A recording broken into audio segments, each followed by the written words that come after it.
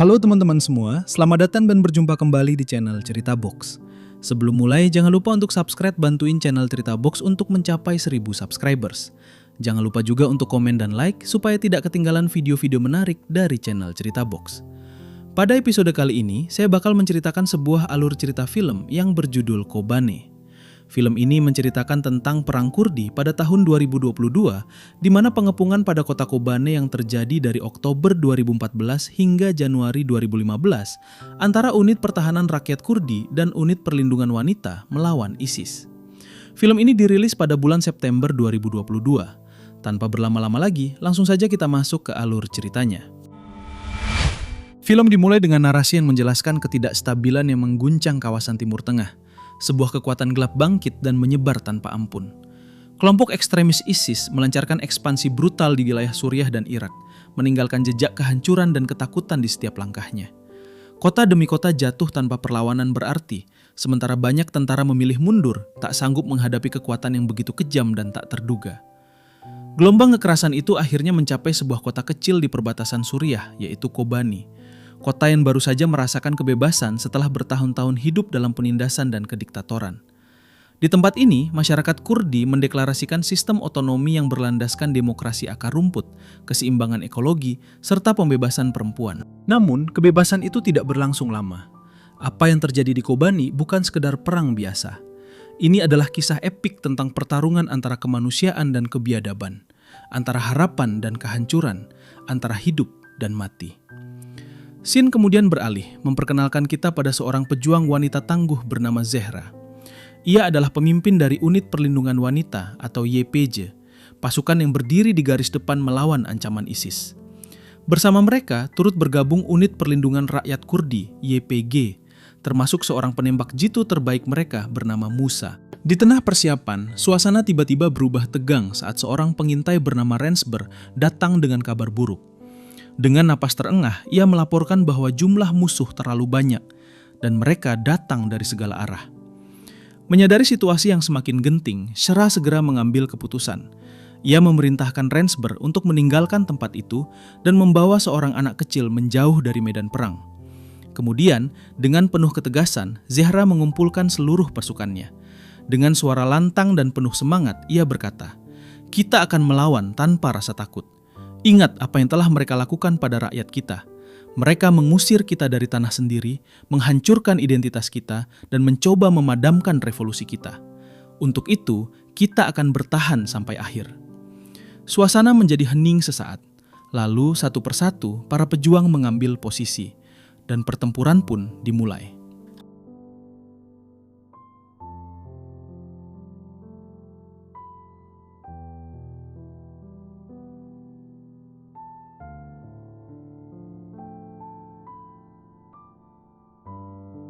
Cerita kemudian berlanjut ke wilayah perbatasan Kobani di Kurdistan Utara, Turki.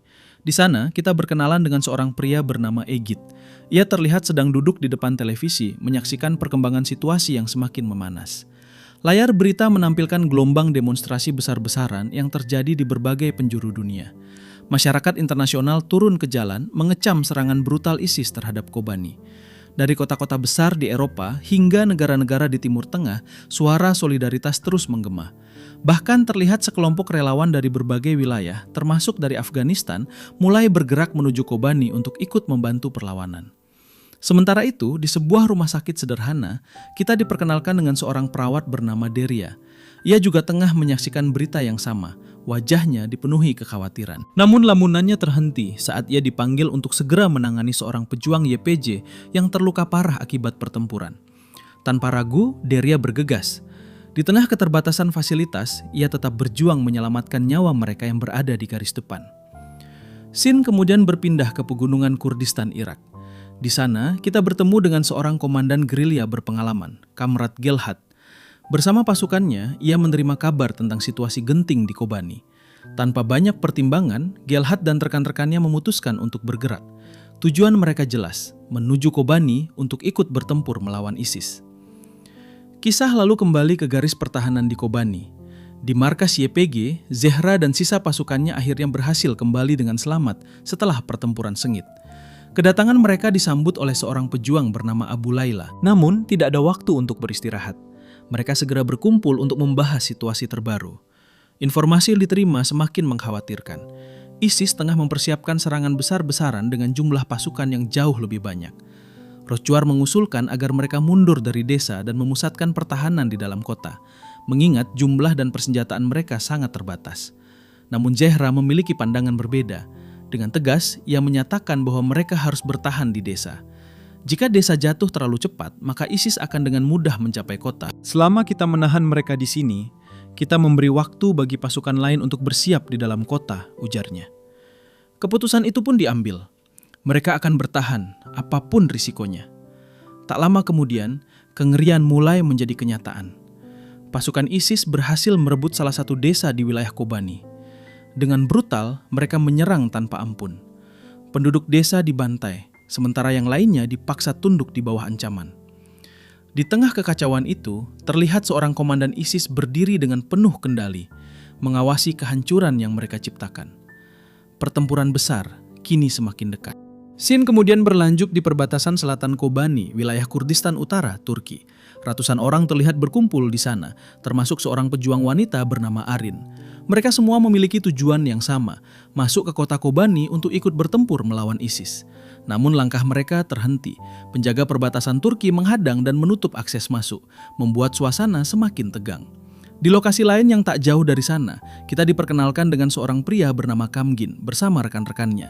Mereka adalah kelompok pejuang Kurdi dari Aleppo, Suriah, yang datang dengan satu tujuan, membantu pasukan YPG mempertahankan Kobani. Sementara itu, di dalam kota, Komandan Gerilya Kamrat Gelhat yang sudah lebih dulu berada di Kobani, mengamati situasi dari kejauhan menggunakan teleskop. Ia menunggu momen yang tepat untuk membantu mereka masuk. Kembali ke Kamgin dan kelompoknya, dengan hati-hati, mereka mencoba mendekati perbatasan melalui gorong-gorong di dekat pagar kawat. Namun saat mengintai, mereka dikejutkan oleh pemandangan tak terduga. Militer Turki terlihat sedang berinteraksi dengan pasukan ISIS di dekat perbatasan. Menyadari situasi yang berbahaya, mereka memutuskan untuk menahan diri dan menunggu hingga malam tiba. Dan benar saja, saat malam menyelimuti perbatasan, sebuah kesempatan akhirnya datang. Mereka diam-diam dijemput oleh Abu Layla dan dibantu masuk ke dalam Kobani. Scene kemudian berpindah ke dalam kota. Ejid dan kelompoknya akhirnya berhasil masuk ke Kobani. Arin pun langsung bertemu dengan Zehra. Tak lama kemudian, Abu Layla, Kamgin, dan para pejuang lainnya juga bergabung. Kekuatan mereka kini bertambah. Namun ancaman pun semakin nyata. Beberapa hari kemudian, situasi kota berubah drastis. Warga sipil mulai meninggalkan Kobani. Tank-tank ISIS terlihat semakin mendekat ke pusat kota. Kepanikan tak terhindarkan. Ribuan warga berbondong-bondong menuju perbatasan, berharap bisa menyelamatkan diri ke wilayah Turki. Awalnya gerbang tetap tertutup, namun tak lama kemudian seorang penjaga menerima perintah melalui telepon. Gerbang harus dibuka. Semua warga diperbolehkan masuk. Semakin cepat Kobani dikosongkan, semakin cepat pula kota itu akan jatuh. Dan benar saja, begitu warga berhasil menyeberang, pasukan ISIS langsung melancarkan serangan besar-besaran. Ledakan demi ledakan menghantam kota tanpa henti. Zehra dan Arin terpaksa mundur ke area perbukitan, bergabung kembali dengan sisa pasukan. Di sana, komandan meminta Syera untuk segera membentuk garis pertahanan baru. Mereka tahu pertempuran akan segera mencapai posisi mereka. Malam pun tiba, pertempuran berlangsung tanpa henti. Langit Kobani dipenuhi dentuman meriam dan hujan mortir. Tanah bergetar, udara dipenuhi asap dan debu. Pasukan mereka mulai kewalahan. Beberapa pejuang mulai mundur, namun Zehra menolak menyerah. Dengan tegas ia memerintahkan semua orang untuk tetap bertahan, mempertahankan posisi hingga titik darah terakhir. Sayangnya, tidak semua memiliki keberanian yang sama. Rochwar yang diliputi rasa takut memilih melarikan diri dari medan pertempuran. Namun Zehra, Musa, dan para pejuang lainnya tetap berdiri, bertahan di tengah gempuran tanpa henti. Karena bagi mereka, Kobani bukan sekedar kota. Ini adalah harga diri dan satu-satunya tempat yang tersisa untuk dipertahankan. Keesokan paginya, setelah malam panjang penuh dentuman senjata, suasana Kobani belum juga tenang. Dari kejauhan, terlihat pasukan ISIS kembali bergerak maju dalam jumlah besar. Mereka terus menekan ke arah kota, melepaskan tembakan tanpa henti, seolah tak memberi ruang sedikit pun bagi para pejuang untuk bernapas.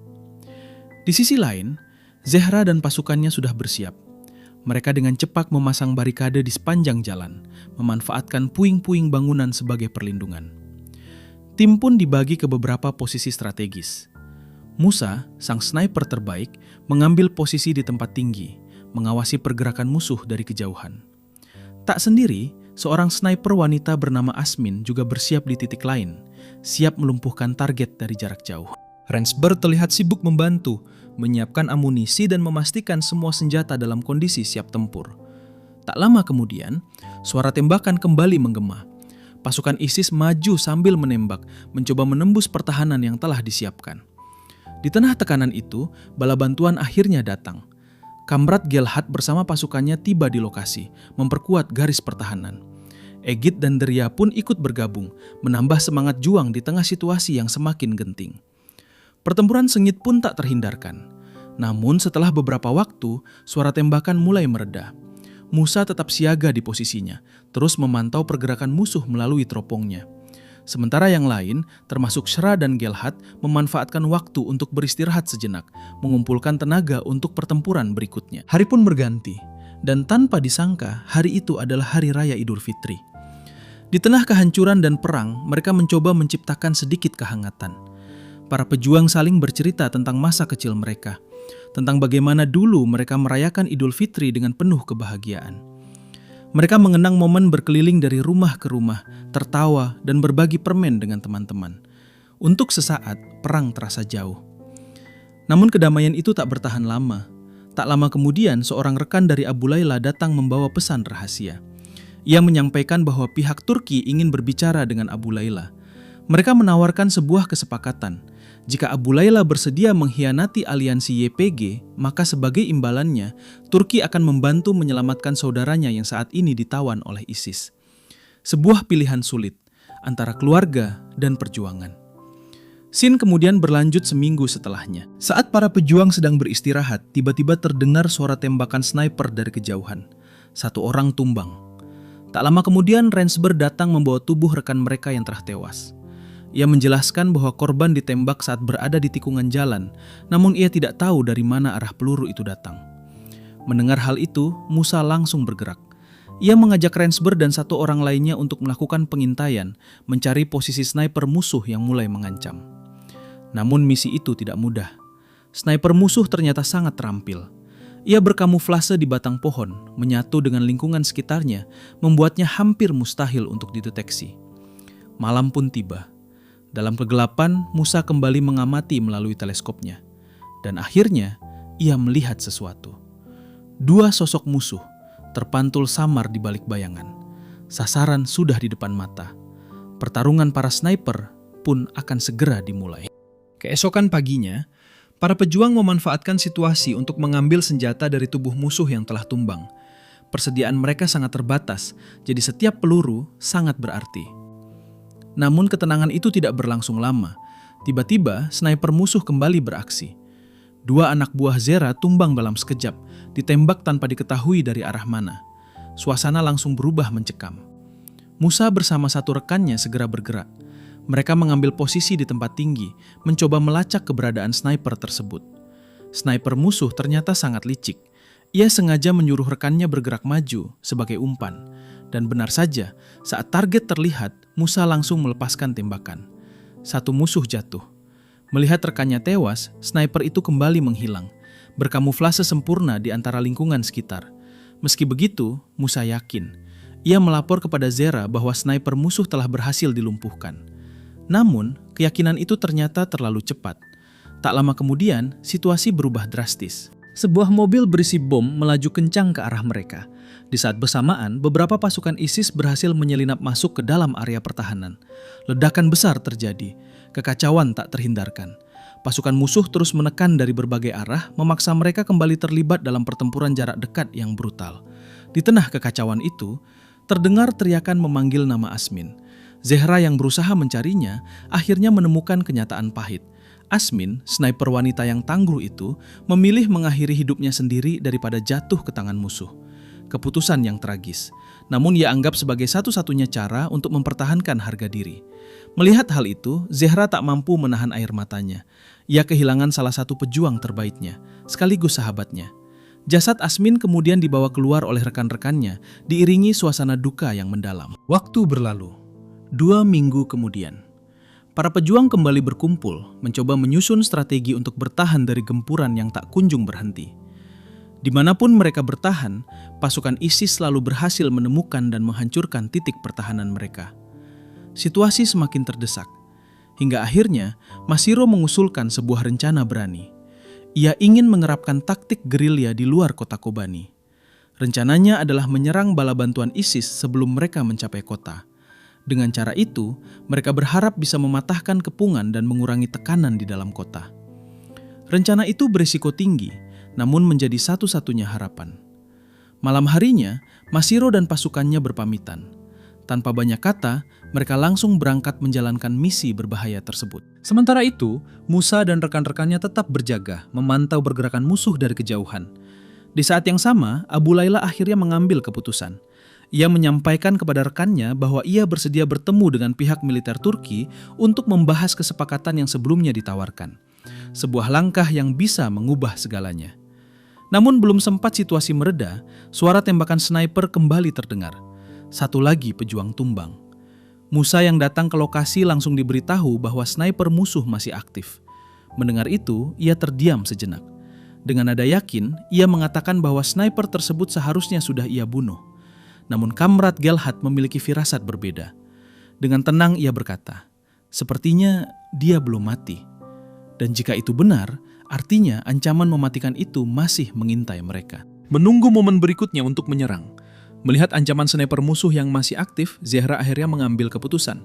Ia meminta Deria untuk ikut membantu Musa dan satu rekannya melacak dan menghabisi sniper tersebut. Misi ini bukan hanya soal menembak, tapi juga soal kesabaran, ketelitian, dan bertahan hidup. Keesokan paginya, di tengah waktu istirahat yang singkat, Deria mencoba mengenal lebih jauh sosok Musa yang selama ini terlihat sangat pendiam. Ia pun bertanya kepada salah satu rekan Musa, "Kenapa Musa begitu tertutup?" Rekan itu terdiam sejenak, lalu mulai bercerita. Musa berasal dari Kurdistan Timur. Sejak kecil, hidupnya sudah keras. Ia pernah bekerja sebagai penyelundup barang, melintasi perbatasan demi bertahan hidup. Namun pekerjaan itu penuh risiko. Setiap kali tentara Iran melihat para penyelundup, mereka tidak ragu untuk menembak. Suatu hari, saat Musa masih sangat muda, ia melintasi perbatasan bersama kudanya. Dan seperti yang sudah sering terjadi, tentara melihatnya. Tembakan dilepaskan, kudanya tertembak dan jatuh sekarat. Musa sangat mencintai kudanya. Melihat hewan yang selama ini menemaninya itu menderita, ia dihadapkan pada pilihan yang sangat berat. Dengan tangan gemetar, ia akhirnya menembak kudanya sendiri untuk mengakhiri penderitaannya. Sejak saat itu, sesuatu dalam dirinya berubah. Ia memilih jalan sebagai pejuang gerilya. Dan sejak itu pula, ia menjadi sosok yang pendiam. Karena seorang penembak jitu terbaik adalah mereka yang mampu diam dan menunggu. Scene kemudian berpindah. Kamrat Gelhat memanggil Abu Layla untuk berbicara secara pribadi. Ia menyadari perubahan sikap Abu Layla yang akhir-akhir ini terlihat gelisah. Dengan tenang, Gelhat bertanya, "Apakah ini karena adikmu yang ditangkap oleh ISIS?" Abu Layla akhirnya membuka semuanya. Ia menceritakan tentang tawaran dari pihak Turki, sebuah kesepakatan yang berbahaya. Jika ia bersedia mengkhianati aliansi YPG, maka Turki akan membantu membebaskan adiknya. Namun dengan tegas, Abu Layla mengatakan, ia tidak akan pernah mengkhianati perjuangan mereka. Mendengar itu, Gelhat pun menyusun rencana. Mereka akan berpura-pura menerima kesepakatan tersebut. Tujuannya satu, mendapatkan senjata dan amunisi sebanyak mungkin dari Turki. Dan setelah itu, mereka akan membalikkan keadaan, mengkhianati kesepakatan tersebut demi kepentingan perjuangan mereka.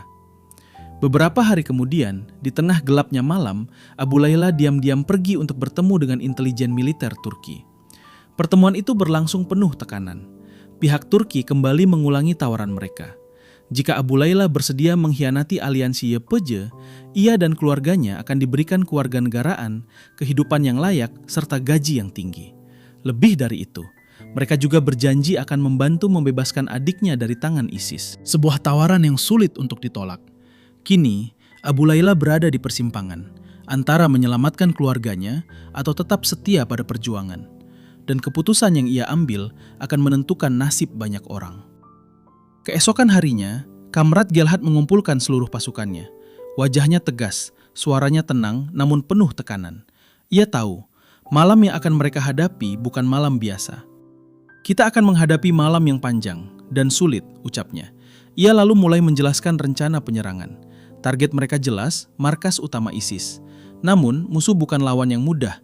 Pertahanan mereka kuat dan terorganisir. Karena itu, mereka harus menyerang dengan cara yang tak terduga. Serangan akan dibagi menjadi dua kelompok. Kelompok pertama, dipimpin oleh Zehra, akan menyelinap melalui reruntuhan bangunan, bergerak diam-diam menuju sisi belakang markas. Sementara kelompok kedua akan bergerak dari arah berbeda, menyusuri rumah-rumah warga untuk mencapai sisi depan.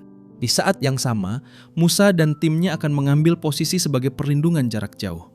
Setiap pergerakan musuh akan berada dalam bidikan mereka. Rencana sudah matang, kini tinggal eksekusi. Sin kemudian berpindah keluar kota Kobani. Di garis pertahanan ISIS, Masiro dan timnya sudah lebih dulu berada di posisi. Mereka bersembunyi, menunggu dengan sabar. Hingga akhirnya, konvoi pasukan ISIS terlihat melintas. Momen yang mereka tunggu telah tiba. Tanpa ragu, detonator ditekan. Ledakan besar mengguncang area tersebut. Serangan mendadak itu berhasil melumpuhkan pasukan ISIS. Dalam waktu singkat, mereka berhasil menghabisi musuh dan mengambil senjata serta perlengkapan yang tersisa. Sebuah pukulan telak bagi bala bantuan ISIS. Malam pun tiba, saatnya operasi utama dimulai. Gelhat dan pasukannya bergerak. Dalam gelapnya malam, mereka menyusup perlahan, mengikuti rencana yang telah disusun dengan matang. Kelompok Gelhat maju dari arah depan, bergerak hati-hati, menghindari setiap kemungkinan terdeteksi. Di sisi lain, Zehra dan timnya menyelinap melalui reruntuhan, mendekati markas dari arah belakang. Sementara itu, Musa dan tim sniper sudah berada di posisi. Senapan mereka terarah, siap memberikan perlindungan kapan saja dibutuhkan. Yang paling menguntungkan, pihak ISIS sama sekali tidak menyadari apa yang akan terjadi. Markas mereka sedang dikepung. Tanpa suara, tanpa peringatan. Untuk memperbesar peluang, mereka memadamkan aliran listrik di sekitar markas. Kegelapan menyelimuti seluruh area. Dan di balik gelap itu, para pejuang mulai bergerak semakin dekat. Langkah demi langkah, menuju pertempuran yang akan menentukan segalanya. Dalam gelapnya malam, serangan itu akhirnya mencapai puncaknya. Tembakan, ledakan, dan teriakan memenuhi markas musuh. Pertempuran berlangsung sengit, jarak demi jarak diperebutkan tanpa ampun. Dan akhirnya, mereka berhasil. Markas ISIS di Kobani jatuh ke tangan para pejuang. Kemenangan yang sangat berarti, namun harus dibayar mahal. Beberapa rekan mereka gugur di medan pertempuran, termasuk salah satu anggota tim Musa. Kesunyian menyelimuti setelah kemenangan itu. Tak ada sorak-sorai berlebihan, hanya rasa kehilangan yang dalam. Keesokan harinya, kabar kekalahan itu sampai ke telinga komandan ISIS. Dengan penuh amarah, ia menerima laporan bahwa markas mereka di Kobani telah diserang dan dihancurkan. Wajahnya berubah gelap. Dengan nada penuh dendam, ia berkata, mereka akan menyesali ini. Tanpa menunggu lama, ia langsung mengeluarkan perintah. Seluruh bala bantuan dari Manbij dan Raqqa harus segera dikumpulkan. Mereka akan bergerak menuju Kobani untuk melancarkan serangan balasan besar-besaran. Kembali ke pihak pejuang, Kamrat Gelhat menerima sebuah surat dari Masiro. Isinya singkat, tapi sangat penting. Masiro dan timnya sedang bersiap untuk mengambil alih Bukit Mistenur, sebuah titik strategis yang bisa menentukan arah pertempuran. Rencana itu akan dijalankan dalam 2 hari ke depan. Untuk itu, Gelhat dan pasukannya diminta bersiap. Mengepung pasukan ISIS dari berbagai arah saat serangan dimulai. Sebuah operasi besar sedang disusun, semua akan ditentukan di sana. Dan di sisi lain, pasukan ISIS kini bergerak. Dalam jumlah besar, dengan persenjataan lengkap, mereka berkendara menuju Kobani. Debu beterbangan di sepanjang perjalanan, menandakan satu hal, badai besar akan segera menghantam Kobani. Cerita kembali ke Masiro dan timnya. Mereka telah menyusun rencana besar. Dari Bukit Mistenur, mereka akan menyerang pasukan ISIS dari ketinggian. Sementara itu, Gelhat dan pasukannya akan bergerak dari dalam kota Kobani. 2 arah serangan, 1 tujuan, mengepung dan menghancurkan pasukan ISIS sekaligus. Rencana sudah matang, kini hanya menunggu waktu yang tepat. Di tengah situasi yang belum pasti, suara Gelhat terdengar melalui radio. Sebuah pidato yang bukan hanya ditujukan untuk pasukannya, tapi untuk seluruh pejuang. Kepada para pria dan wanita Kurdistan, yang berdiri di garis depan perlawanan. Kita harus menyadari bahwa perjuangan kita yang terhormat ini bukan hanya tentang bertahan hidup. Perlawanan ini telah menjadi sumber kekuatan dan harapan bagi mereka yang jantungnya berdebar demi kebebasan dan kesetaraan. Hari ini, kita telah membuktikan satu hal, bahwa sejarah bisa ditulis ulang. Sejauh ini, setiap dari kita telah bertempur dengan pengabdian yang luar biasa, dengan keyakinan yang tak tergoyahkan, dan keberanian yang tak terbatas. Dan suatu hari nanti, kita tidak akan punya pilihan lain selain menang. Percayalah pada dirimu sendiri, percayalah pada rekan-rekanmu, dan percayalah pada rakyatmu yang selalu berdiri di sisimu. Karena mereka yang berdiri di sini hari ini adalah mereka yang menulis kisah epik ini dengan darah mereka sendiri. Mereka yang berkorban untuk menciptakan kehidupan baru bagi generasi yang akan datang. Suasana menjadi hening, namun penuh makna. Waktu berlalu dengan pertempuran melawan ISIS dengan tekad yang kuat untuk menang. Beberapa minggu kemudian, terlihat para pejuang bergerak menggunakan kendaraan yang sebelumnya milik ISIS. Sebuah simbol bahwa keadaan telah mulai berbalik. Di sisi lain, Abu Layla terlihat menunggang kuda, melintasi medan yang dulu menjadi saksi pertempuran sengit. Perang mungkin belum sepenuhnya berakhir, namun harapan kini kembali hidup. Film pun ditutup dengan rekaman nyata. Gambar-gambar asli para pejuang di dunia nyata yang menginspirasi kisah ini mulai ditampilkan. Banyak di antara mereka yang benar-benar mengorbankan nyawa, bukan untuk diri mereka sendiri, tapi untuk menghentikan teror dan memperjuangkan kebebasan. Sebuah pengingat bahwa di balik cerita ini ada kenyataan yang jauh lebih nyata dan lebih menyakitkan.